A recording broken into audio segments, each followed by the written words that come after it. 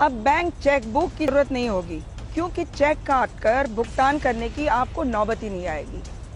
नहीं जरूरी होगी बैंक की पासबुक कि आपको पैसे का हिसाब किताब रखने में सुविधा होगी, वैसी नौबत ही नहीं आएगी।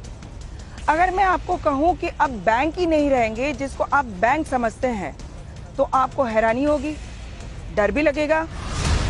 कल्पना कीजिए बैंकिंग सर्विस के समानांतर एक नई व्यवस्था आ जाए जिसमें ना तो वकील की जरूरत, ना ही अकाउंटेंट की, ना बैंकर्स की, ना इमिग्रेशन अधिकारियों की, ना ही सरकारी अधिकारियों की, और देश में ट्रांजैक्शन जारी रहे। जी, ये वर्चुअल करेंसी का खेल है और दुबई इस टेक्नोलॉजी से जुड़ चुका है और 2020 तक उसकी पूरी ट्रांजैक्शन वर्चुअल यानी ब्लॉकचेन टेक्नोलॉजी पर ही अटकेगी। डिजिटल पासपोर्ट के जरिए दुबई इंटरनेशनल एयरपोर्ट पर ब्लॉकचेन सिक्योरिटी मिलेगी। तमाम रियल एस्टेट या संपत्ति से जुड़े ट्रांजैक्शन ब्लॉकचेन के जरिए होंगे। किराए से लेकर टेलीकॉम बिल तक आप ब्लॉकचेन के जरिए जमा कर पाएंगे। और अक्टूबर में तो दुबई ने अपने नागरिकों के लिए क्रिप्टो करेंसी जारी की, जो ई कैश यानी डिजिटल कैश है। क्रिप्टो करेंसी का मतलब है ट्रांजैक्शन के लिए कोई मिडिलमैन नहीं चाहिए।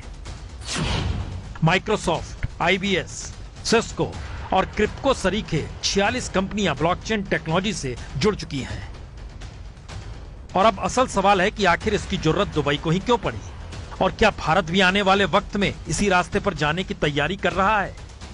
दुबई का कहना है उसने तकरीबन 1 करोड़ दस्तावेजों को ब्लॉकचेन टेक्नोलॉजी में डाल दिया है, जिससे दुबई ने 2.5 करोड़ लोगों के काम के घंटे बचा लिए और $1.5 मिलियन टैक्स भी बचा लिया।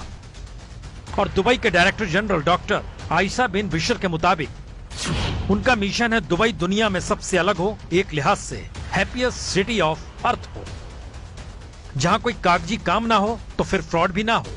और दुबई का टारगेट 2020 का है, और भारत भी क्या 2020 तक इस दिशा में बड़े पैमाने पर बढ़ना चाहता है।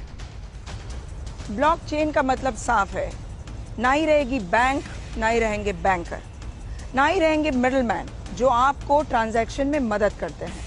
यानी एक ऐसी वर्चुअल व्यवस्था जिसमें बागडोर होगी सरकार के हाथ में, वही रखेगी आपके पाए पैसे का हिसाब। बैंकर गायब यानी रोजगार गायब। तो आखिरी सवाल यही है, क्या यह भारत जैसे लोकतांत्रिक देश में संभव है, या फिर भारत भी इसकी तैयारी कर रहा है और आने वाले वक्त में कोई मिडिल मैनेजमेंट जॉब रहेगी नहीं।